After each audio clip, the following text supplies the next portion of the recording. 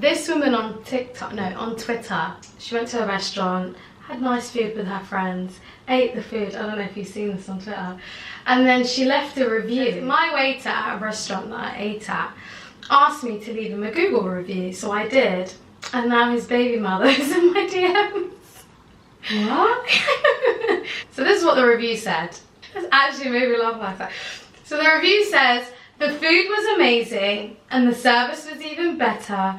Our waiter Meek provided exceptional service and we will be returning because of him. Pretty standard review. Yeah, because they were being nice. So then the baby mother DM'd her so she saw the review, found her on Instagram, DM'd her, and she goes, don't know who you are, but since you think flirting with my baby father while he's at work is cute, you can have his hoe ass. From a review. That was such a lovely review. I think I have to think twice about writing reviews about people. That's so much. I just thought about it. Ooh, child, like how crazy can you be that you're upset that your man is getting a Google review at 5 stars at the restaurant that he works at? He could own the restaurant, we don't even know. She should be happy. Imagine Google reviews amounted to like really high tips. How money is going towards your baby's milk? Like, be happy. Oh, what the hell? I was just thinking last night, like, what is the craziest thing you've done? In my mind, I was like, I would never think of that. No, that's really strange. That man lives rent-free in her head. For her to just deep cold torn, she went on his restaurant's reviews just to spy on him. No, That's she sounds really crazy. She probably is the type of person to get pissed off because he goes to work every day, leaving her alone or something. Do you know what I mean? She probably sits there like plotting and scheming.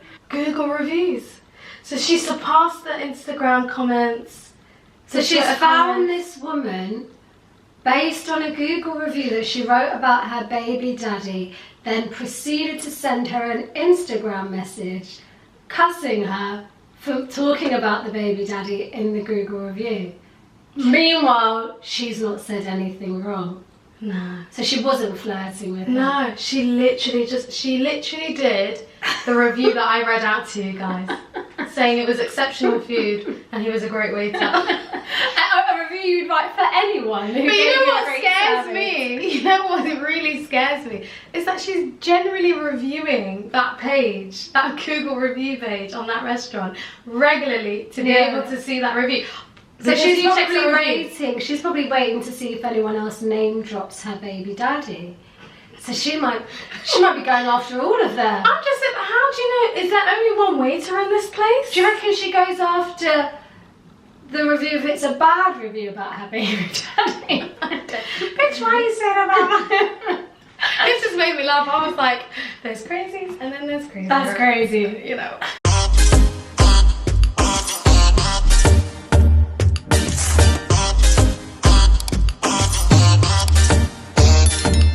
I, 27 male, met a girl, 27 female, who used to bully me when we were little.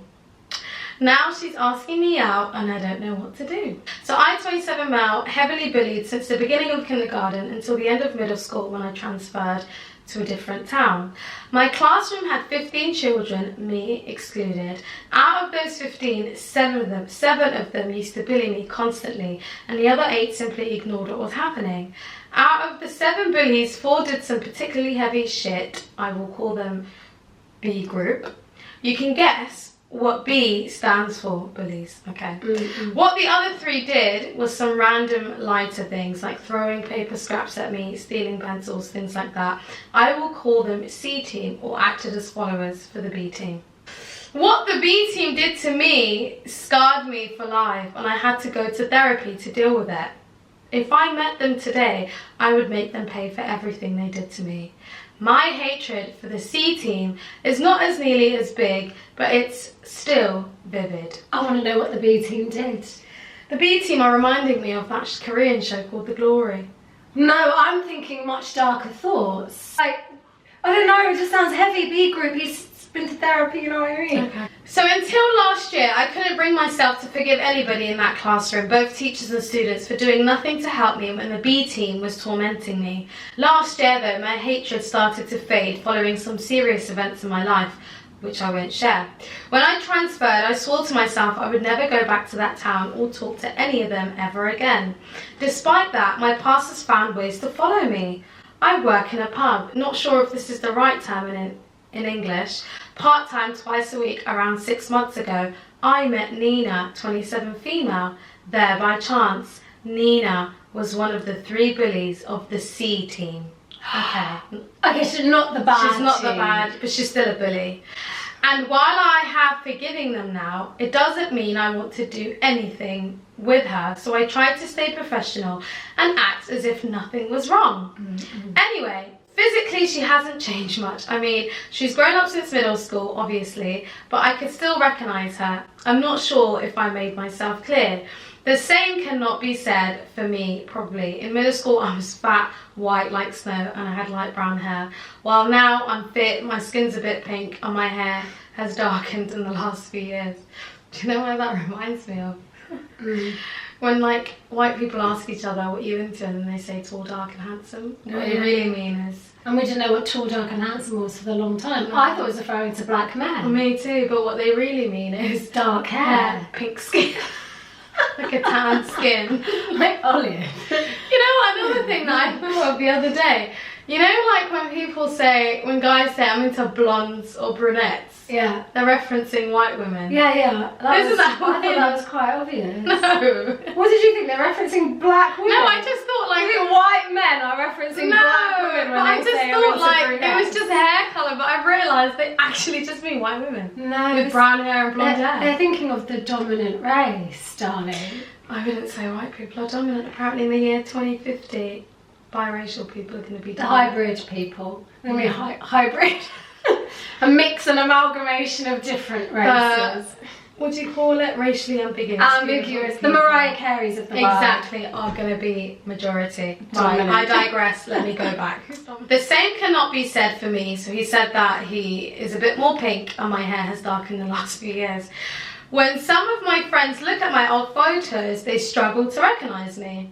We don't talk much as I was working, and she initially didn't recognise me, but when one of my colleagues called me to ask me something, she connected the dots. I have a particular name. Imagine, he goes, I have a particular name that is rare in our country and it's really old-fashioned and nobody uses it anymore. Imagine, I don't know, being called Aristotle today. Let's give an example. What's your example? His example. Oh, Aristotle.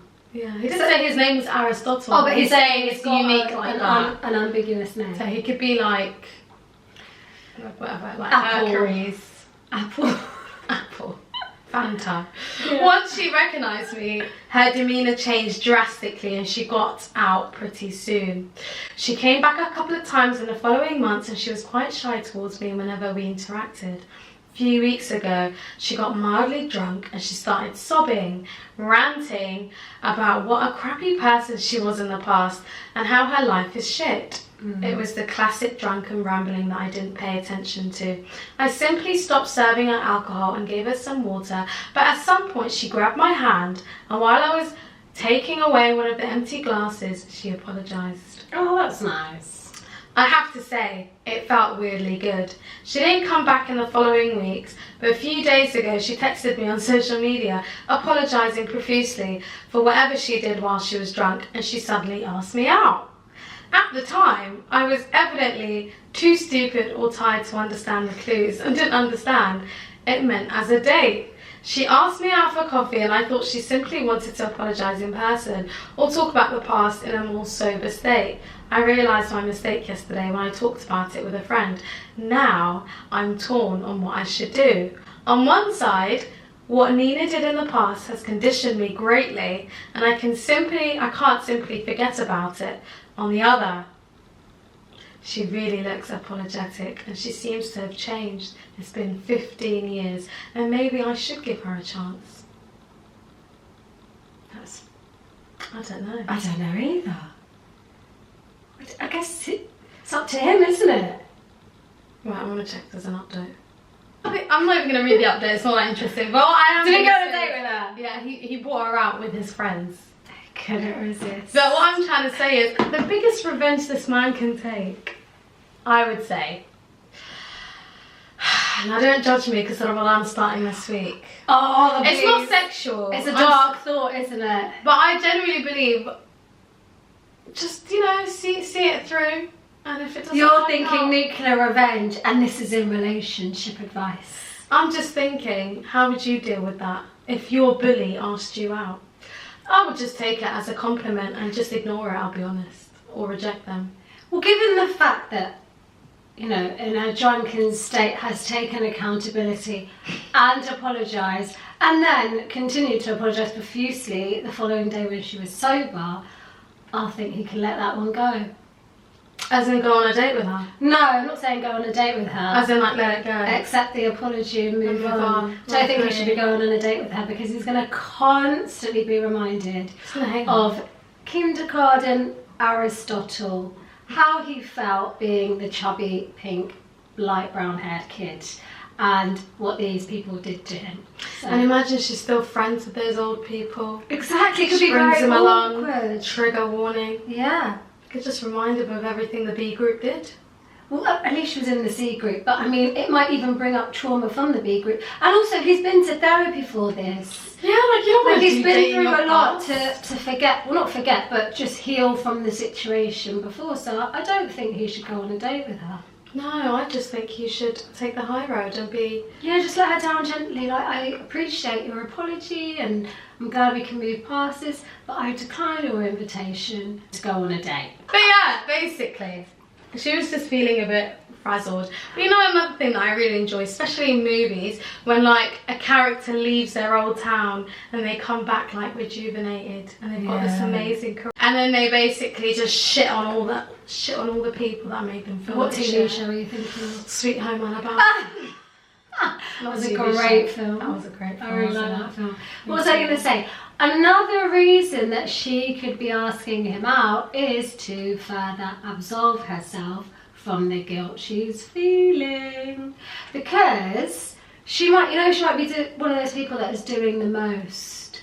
Like, right, I've apologised. I kind of find him a little bit attractive. Maybe he'll further forgive me if I go on a date with him or if I sleep with him. Or, do you know what I mean? Yeah. She could just be trying to get that guilt out, so... No, I just don't think it's uncharted waters. Don't even do that to yourself. Yeah, literally. she just doesn't seem like she's, you know, of sound mind right now. And she seems drunk all the time. Yeah, like it just doesn't seem... I don't know, I'm not saying it's disingenuine. I think the apologising bit was very genuine, but I think this extra step of like wanting to go out with him seems a little bit like we're doing the most. Yeah. Isn't it? Imagine going out with your bully.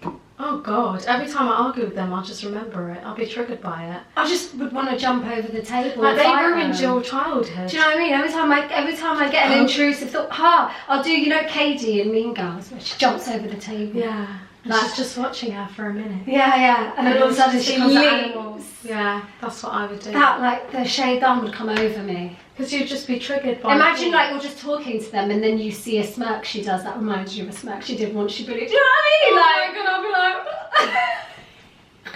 like, fight you. Literally. Oh my God. Or like a little laugh.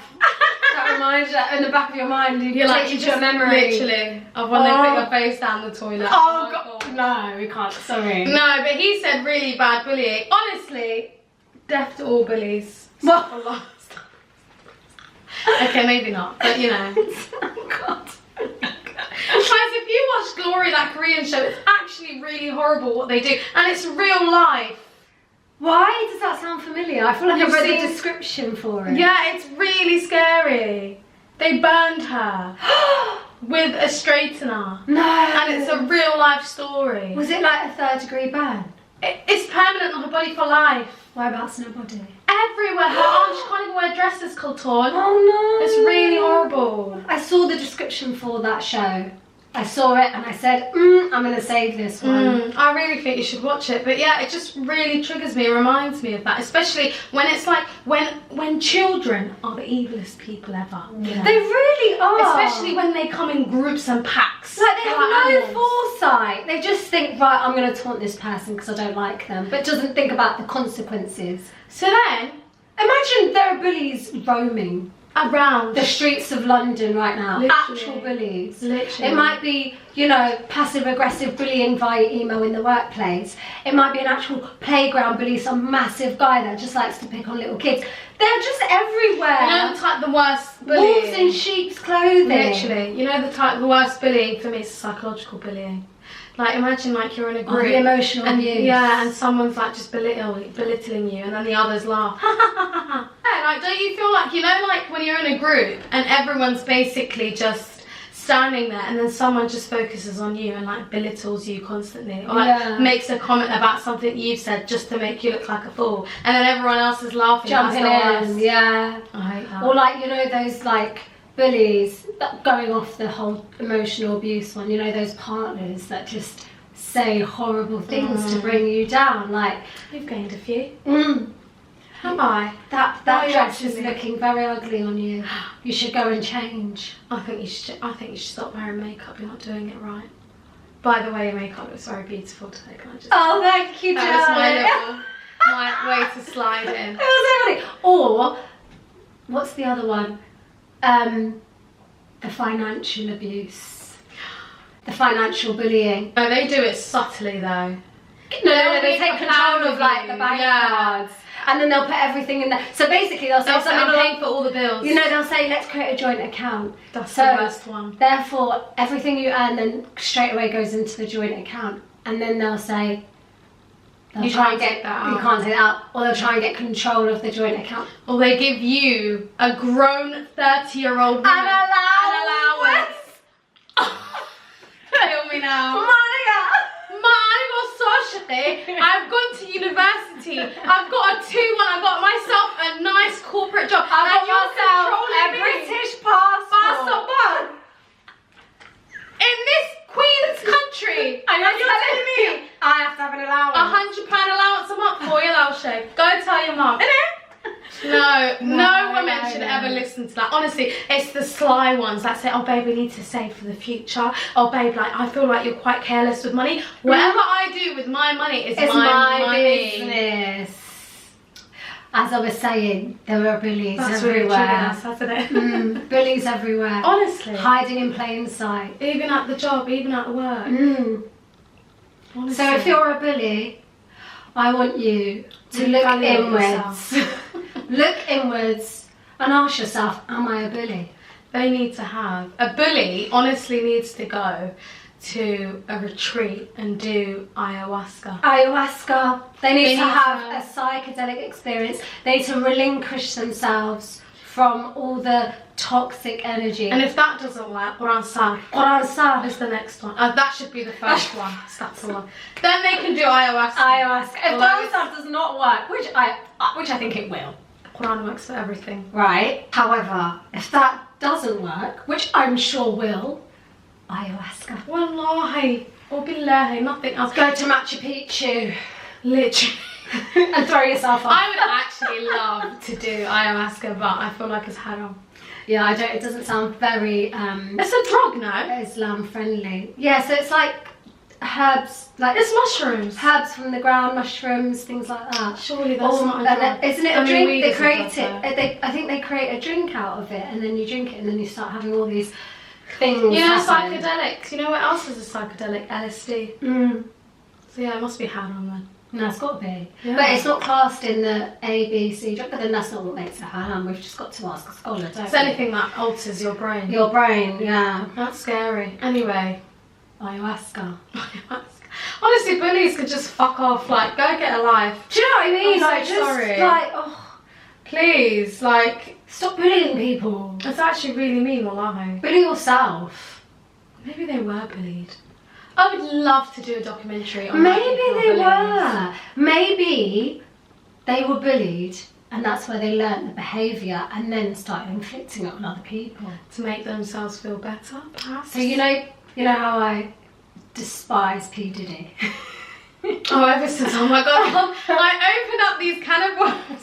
No, so and I wish I closed them for you because you've gone down a so dark what hole. P. Diddy supposedly does is Puff Daddy. Yeah, Puff Daddy. He used to go and find artists. So he used to be the record execs person that goes and finds A&R. Yeah, goes and finds the up and coming artists. Now, when they get signed to the label, they might have one hit song and then, for example, something goes on behind the scenes, which I won't say because it's just a very weird and disgusting environment.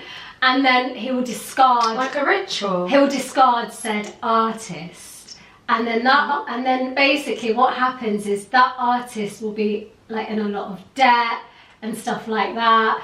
Yeah, because obviously they've incurred loads of charges having recorded songs in new studios, which have obviously and been the songs haven't provided. been put out. So that, yeah, sometimes their songs aren't put out. Anyway, P. Diddy is known to be a bit of a bully in the industry. A lot of people are fearful of him because, you know, he's amassed a huge level of success in a very short space of time. I watched this video the other day and someone said that that P. Diddy, every time he's got an artist, they don't flourish, something always happens to them. Yeah, so if you look, there's a lot of people that were signed to Diddy's label that just don't, you know what I mean, that don't really, haven't heard from them in a long time.